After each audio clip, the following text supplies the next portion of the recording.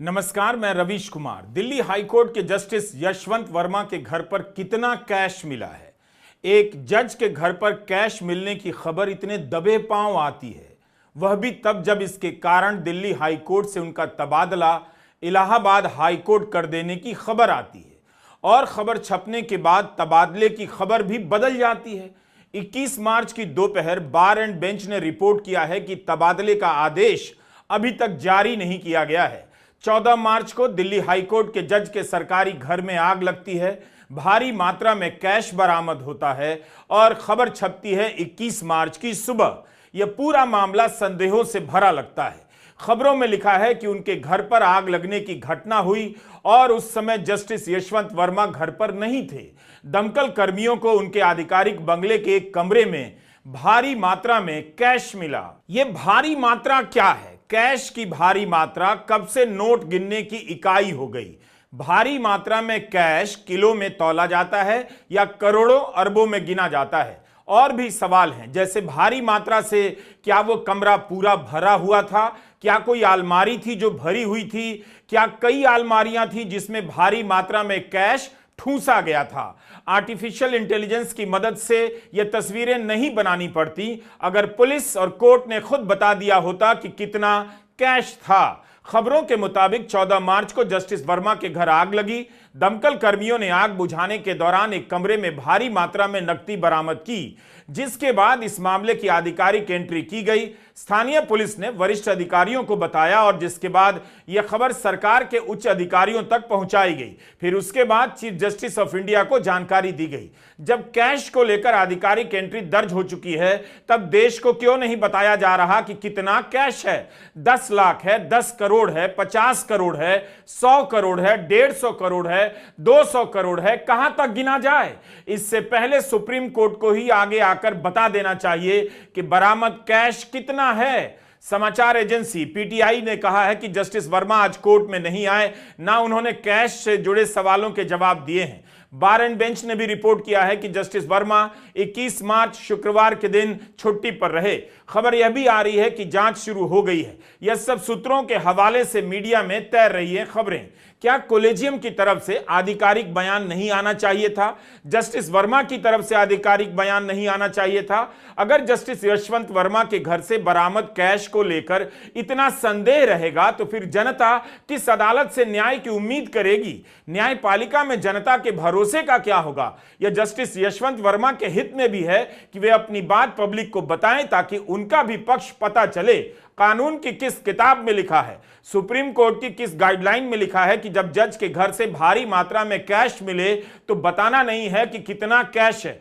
अगर यह कैश संदिग्ध तरीके से अर्जित है तो पुलिस ने या सुप्रीम कोर्ट ने तुरंत एफआईआर दर्ज करने के आदेश क्यों नहीं दिए? Chief justice Sanjeev Khanna, justice B R Gavai, justice Suryakant, justice ASO का और जस्टिस विक्रमनाथ सुप्रीम कोर्ट के कॉलेजियम के सदस्य हैं।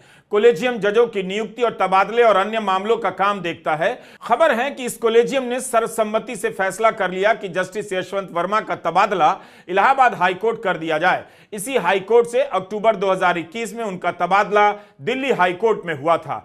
क्या कॉलेजियम ने भ्रष्टाचार का मामला पाया है? आखिर किस आधार पर तबादला हुआ? जस्टिस वर्मा के जवाब से अगर कॉलेजियम संतुष्ट नहीं था तो फिर उनके खिलाफ जांच बिठाने के आदेश क्यों नहीं दिए गए और इसकी सार्वजनिक जानकारी कॉलेजियम की तरफ से क्यों नहीं दी गई? अभी हाल ही में छत्तीसगढ़ के पूर्व मुख्यमंत्री भूपेश बघेल के घर ईडी का छापा पड़ा। बाकायदा मीडिया के सामने इसका प्रदर्शन किया गया कि नोट गिनने की मशीन भूपेश बघेल के घर ले जाई जा रही है और अब वहां कैश की गिनती होगी। खबरें चलने लगी कि इतना करोड़ मिल गया, उतना करोड़ मिल गया। छापे के बाद भूपेश बघेल बाहर आते हैं और बताते हैं कि उनके घर से 33 लाख कैश मिला है, जिसका हिसाब दे दिया जाएगा। केवल घर में कितनी संपत्ति है उसकी जांच हुई, किसके पास कितना सोना है, किसके पास कितने चांदी है, किसके पास कितना रुपया है, इसके अलावा और कुछ नहीं। यह उदाहरण क्यों दिया? एक नेता को सामने आकर बताना पड़ता है कि कितना कैश था, तो क्या एक जज को नहीं बताना चाहिए कि कितना कैश था? तृणमूल कांग्रेस के सांसद साकेत गोखले ने कहा है कि सरकार और संसद की तरह न्यायपालिका की बाहर से स्क्रूटनी होनी चाहिए, जबकि जीरो है। जिस तरह से बाहर से सरकार की स्क्रूटनी होती है, न्यायपालिका की क्यों नहीं हो रही? क्या इस मामले में सुप्रीम कोर्ट को और पारदर्शिता नहीं बरतनी चाहिए? क्या जस्टिस यशवंत वर्मा के लिए यह अच्छा नहीं कि चारों तरफ खबरें छपने के बाद या तो वे इस्तीफा दे दें या फिर जनता को बता दें कि कैश कितना था और कौन लेकर आया था? सुप्रीम कोर्ट का कोलेजियम उनकी बातों से संतुष्ट हुआ या नहीं?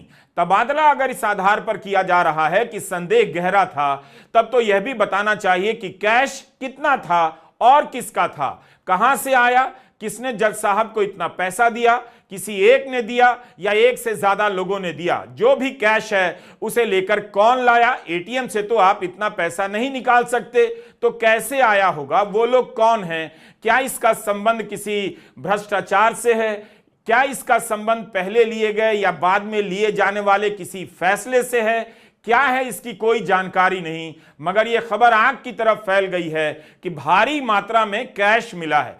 टाइम्स ऑफ इंडिया के धनंजय महापात्रा ने अपनी रिपोर्ट में लिखा है कि कुछ जज कोलेजियम के इस फैसले से खुश नहीं है। खुश इसलिए नहीं है कि जांच नहीं बिठाई गई, जस्टिस वर्मा से इस्तीफा नहीं लिया गया। इसलिए कुछ जज चिंतित हैं कि इस घटना से जनता का न्यायपालिका में विश्वास कम हो सकता है। सब कुछ अंधेरे में क्यों है? सब कुछ बचा कर क्यों लिखा जा रहा है? लेकिन गनीमत है कि यह खबर कई जगहों पर अब छप गई है। अगर किसी जज के पास भारी मात्रा में कैश मिला है, दिल्ली में मिला है, तो ईडी की टीम अभी तक क्यों नहीं गई? क्या ईडी के अफसरों ने यह खबर नहीं पढ़ी होगी? दिल्ली हाईकोर्ट के चीफ जस्टिस देवेंद्र उपाध्याय की कोर्ट में वरिष्ठ वकील अरुण भारद्वाज ने गुहार लगाई कि इस घटना ने हम में से कईयों को दुख पहुंचाया है। आप प्रशासनिक तरीके से कोई कदम उठाइए ताकि भविष्य में ऐसी घटना ना हो। मैं अपनी ही नहीं, साथी वकीलों की भी भावनाओं को आपके सामने रख रहा हूं। बार एंड बेंच ने लिखा है कि अरुण भारद्वाज के इस बयान पर चीफ जस्टिस ने कहा कि वे चिंताओं से अवगत हैं, इसलिए यह जरूरी है कि कैश मिलने को लेकर संदेह दूर करना चाहिए। आयकर कानून आपसे पूछता है कितना कैश है, कहां से आया। भारत में घर पर नकद रखने को लेकर कुछ जरूरी नियम और प्रावधान बनाए गए हैं। आयकर अधिनियम 1961 के अनुसार अगर आपके पास 2 लाख से अधिक नकद जमा है और उसका स्रोत वैध नहीं है, तो आयकर विभाग उसे अवैध मान सकता है। बेनामी लेन देन अधिनियम 1988 के अनुसार अगर किसी के पास आय से अधिक संपत्ति या नकदी पाई जाती है और वह घोषित नहीं है, तो कार्रवाई हो सकती है। प्रिवेंशन ऑफ करप्शन एक्ट 1988 के अनुसार सरकारी अधिकारियों, जिनमें जज भी शामिल हैं, के लिए अचानक संपत्ति में असामान्य वृद्धि जांच का विषय हो सकती है। आयकर विभाग और ईडी की कार्रवाई अगर 10 लाख से अधिक नकदी पाई जाती है और उसका कोई वैध स्रोत नहीं, तो आयकर विभाग या प्रवर्तन निदेशालय ईडी जांच कर सकती है। मतलब तो यही हुआ कि यदि नकद राशि बहुत अधिक है और उसका स्रोत स्पष्ट नहीं है, तो जांच और कानूनी कार्रवाई की जा सकती है। एक जज के घर पर कैश मिला है, दिल्ली हाईकोर्ट के जज के घर पर। पहले तो यही तथ्य सबके बीच होना चाहिए, कैश कितना था, कौन लेकर आया। लेकर आने वाले का नाम सामने आते ही काफी तस्वीर और बड़ी हो जाएगी। तबादले और इसकी खबर ने संदेह को और गहरा किया है। 1999 में सुप्रीम कोर्ट ने संवैधानिक न्यायालय के जजों के खिलाफ भ्रष्टाचार और न्यायिक अनियमितता के आरोपों से निपटने के लिए दिशा निर्देश निर्धारित किए थे। इसके अनुसार शिकायत मिलने पर चीफ जस्टिस ऑफ इंडिया सबसे पहले संबंधित जज से जवाब मांगते हैं। अगर जवाब से असंतुष्ट हैं या उन्हें लगता है कि मामले में जांच की जरूरत है, तो एक आंतरिक समिति बना सकते हैं। इस समिति में एक सुप्रीम कोर्ट के न्यायाधीश और 2 अलग अलग उच्च न्यायालय के मुख्य न्यायाधीश शामिल होंगे। खबर छपने के बाद कई तरह की खबरें क्यों आ रही हैं कि जांच हुई है, तबादले का आदेश जारी नहीं हुआ है, वगैरह वगैरह। 17 मार्च की यह खबर देखिए, बॉम्बे हाई कोर्ट ने सतारा जिले के जज को अग्रिम जमानत देने से इनकार कर दिया।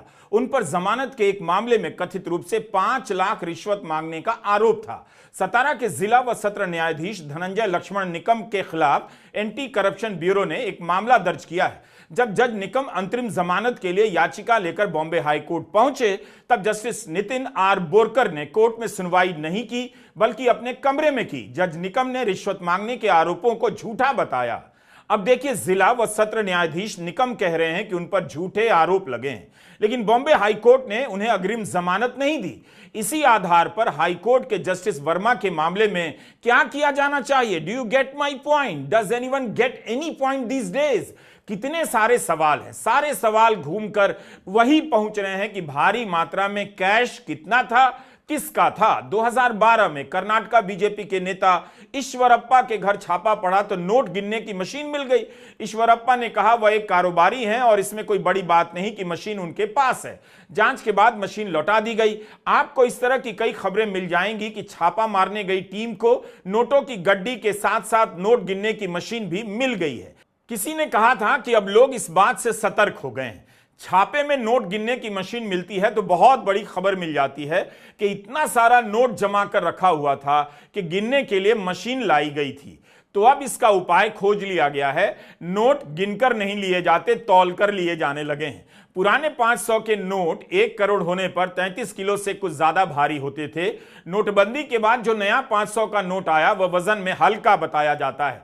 500 का नोट अगर 23 किलो के आसपास का है तो 1 करोड़ हो जाता है। 500 के एक नोट का वजन 1.15 ग्राम माना जाता है। काला धन रखने वाले मशीन की जगह अब वजन तौलने की मशीन से नोट तौलने लगे हैं। वजन की मशीन अन्य कारणों से भी घरों में होती है तो किसी पर संदेह नहीं होता। हालांकि ऐसी बातों की पुष्टि मुश्किल है, लेकिन ऐसा हो भी सकता है, अंदाजा लगाना मुश्किल नहीं। ट्विटर पर इसे लेकर मजाक चल रहा है और मजाक के अंदाज में सवाल हो रहा है। 19 मई 2023 को रिजर्व बैंक ने घोषणा की कि 2000 का नोट अब बंद किया जाएगा। उसी दिन मोदी समर्थक ट्विटर हैंडल पर बताया जाने लगा कि आरबीआई और मोदी के इस फैंटास्टिक निर्णय से भ्रष्टाचारियों को बड़ी मुश्किल आने वाली है और लिखा जाने लगा कि 23 किलो वजन उठाने में सिर्फ 1 करोड़ ही आएगा। 20,500 के नोट 1 करोड़ हो जाते हैं। अगर 2000 का नोट है तो 5 किलोग्राम से भी कम वजन में 1 करोड़ रुपया आ जाता है। आप खुद भी इस हिसाब को जांच सकते हैं, हम पुष्टि नहीं कर सकते। मीडिया में एक रिपोर्ट मिली कि 2000 के नोट से हवाला का धंधा करना आसान है क्योंकि 1.25 करोड़ रुपया कुरियर से भी भेजा जा सकता है, इतना हल्का होता है। इस रिपोर्ट के अनुसार 100 रुपए में अगर 1 करोड़ जमा किया जाए तो 1 करोड़ का वजन 108 किलो हो सकता है, मगर 1 करोड़ रुपए के 2000 के नोटों का वजन मात्र 5 किलो। आपको याद है 2016 में जब नोटबंदी हुई तब राहुल गांधी ने अपने ट्वीट में एक सवाल किया कि 1000 का नोट हटाकर 2000 का नोट करने से कालाधन कैसे समाप्त हो जाएगा? इससे तो कालाधन का संग्रह आसानी से होने लगेगा। बाद में मई 2023 में मोदी सरकार ने 2000 के नोटों को बंद करने का ऐलान किया। हालांकि काफी पहले से ही 2000 का नोट आम चलन से गायब होने लगा था। 2 अप्रैल 2022 को तत्कालीन कानून मंत्री किरेन रिजिजू ने लोकसभा में बताया कि जजों के खिलाफ 1600 से अधिक शिकायतें हैं। इनमें भ्रष्टाचार और पक्षपात की भी शिकायतें हैं। एक बात याद रखना चाहिए, नागरिकों को और न्यायपालिका को भी, न्यायपालिका के भीतर चुप्पियों और समझौतों का भंडार जितना बढ़ता जाएगा उतना ही आसान होता जाएगा बाहर से उसे धक्का देकर ध्वस्त करने का। अमेरिका की न्यायपालिका दुनिया भर में मजबूत मानी जाती रही है, लेकिन आज उसका अस्तित्व खतरे में दिखाई दे रहा है। अमेरिका में इस वक्त तेज बहस चल रही है। जो जज ट्रंप सरकार के खिलाफ आदेश दे रहे हैं उन्हें एक्टिविस्ट बताया जा रहा है। ऐसी भी खबर आई कि एक जज ने कहा कि सरकार से जानकारी मांगने पर नहीं दी गई। अमेरिकी मीडिया में खबरें छप रही हैं कि मस्क की पॉलिटिकल एक्शन कमेटी ने विस्कॉन्सिन के वोटर से कहा है अगर वे एक्टिविस्ट जजों के खिलाफ याचिका पर साइन करेंगे तो उन्हें $100 दिया जाएगा। इस तरह से जजों के खिलाफ लोग खरीदे जा रहे हैं। अमेरिका देख रहा है कि उद्योगपति मस्क ने जजों के खिलाफ मोर्चा खोल दिया है। इलॉन मस्क खुलेआम ट्रंप प्रशासन के खिलाफ फैसला देने वाले जजों को एक्टिविस्ट घोषित कर रहे हैं, उनके खिलाफ महाभियोग लाने के लिए लिख रहे हैं, सांसदों का आह्वान कर रहे हैं। जो रिपब्लिकन सांसद उनका सहयोग करने के लिए राजी हैं उन्हें ज्यादा से ज्यादा जितना चंदा दे सकते हैं दे रहे हैं। इस तरह की खबरें छप रही हैं। ट्विटर पर ज्ञान दे रहे हैं कि कानून में जो लिखा है उसी के अनुसार जज को फैसला देना चाहिए। अमेरिका में न्यायपालिका का भविष्य क्या होगा कोई नहीं जानता। क्या मस्क और ट्रंप जो कर रहे हैं उससे अमेरिका की अदालतें बेहतर हो जाएंगी, साहसी हो जाएंगी, या उनके साहस होने का इतना ही मतलब रह जाएगा ट्रंप प्रशासन के फैसलों को हाथ ना लगाया जाए? पूरी दुनिया की न्यायपालिका पर इसका असर होने वाला है। सुप्रीम कोर्ट के कई फैसलों में दिल्ली हाई कोर्ट के फैसलों के खिलाफ सख्त टिप्पणियां मिलती हैं। कई बार न्याय के बुनियादी सिद्धांतों को अनदेखा करने के लिए भी सुप्रीम कोर्ट ने दिल्ली हाई कोर्ट के फैसले पर फटकार लगाई है। जस्टिस यशवंत वर्मा के घर से भारी मात्रा में कैश मिला है। कौन लेकर आया था, किस काम के लिए आया होगा, काफी सवालों के जवाब मिलने बाकी हैं। इस तरह के संदेहों की चर्चा अंदर खाने में होने लगी है। हालांकि जांच का इंतजार करना चाहिए कि जांच में क्या निकल कर आता है। कैश को लेकर संदेह दूर करने में जितनी देरी होगी, उनका पक्ष, जस्टिस वर्मा का पक्ष बाहर सार्वजनिक तौर पर कमजोर होता चला जाएगा। रही बात साजिश की, तो जब सब खुलेआम हो रहा है तो किसी के तबादले के लिए यह सब क्यों किया जाएगा? 2020 में इसी दिल्ली हाईकोर्ट से जस्टिस मुरलीधर का तबादला पंजाब और हरियाणा हाईकोर्ट कर दिया गया। खबरों के मुताबिक जिस दिन जस्टिस मुरलीधर ने बीजेपी के 3 नेताओं के खिलाफ एफआईआर ना करने पर दिल्ली पुलिस को फटकार लगाई, उसी दिन उनका तबादला कर दिया गया। दिल्ली हाईकोर्ट के वकीलों ने उन्हें हीरो की तरफ विदाई दी थी। जाते जाते जस्टिस मुरलीधरन ने कहा था, अगली पारी के लिए तैयार हो। जस्टिस मुरलीधरन की टिप्पणियां और फैसले मोदी सरकार को चुभ रहे थे। कई बार कहा जा चुका है कि इस वजह से उनका सुप्रीम कोर्ट में प्रमोशन नहीं हुआ। जब जस्टिस मुरलीधर का तबादला हुआ तब कांग्रेस नेता राहुल गांधी ने सरकार पर निशाना साधा था और जज बीएस लोया की मौत को लेकर संदेह का मामला फिर से उठा दिया था। आपको याद होगा, किरेन रिजिजू केंद्रीय कानून मंत्री थे। 2023 में अचानक खबर आती है कि उनका मंत्रालय बदल दिया गया है। वे कानून मंत्री से अर्थ साइंस मंत्री बना दिए गए हैं। ऐसा क्यों हुआ? इसके पीछे क्या कारण थे? इस मामले में भी कितनी कम जानकारी है? हमारा सवाल है, जब भी कानून मंत्री किसी जज का मामला आता है, जानकारी इतनी कम क्यों हो जाती है? भारी मात्रा में कैश मिला है, जानकारी भी भारी मात्रा में आनी चाहिए ताकि पता चले कि न्यायपालिका में भ्रष्टाचार किस मात्रा में मौजूद है। जरूरी हो तो मात्रा तय करने के लिए भारत सरकार को फास्ट कोर्ट की तरह मात्रा अदालत का गठन कर देना चाहिए। उम्मीद है आपने पूरी मात्रा में हमारा वीडियो अंत तक देखा होगा और भारी मात्रा में इसे समझ लिया होगा। नमस्कार, मैं रवीश कुमार।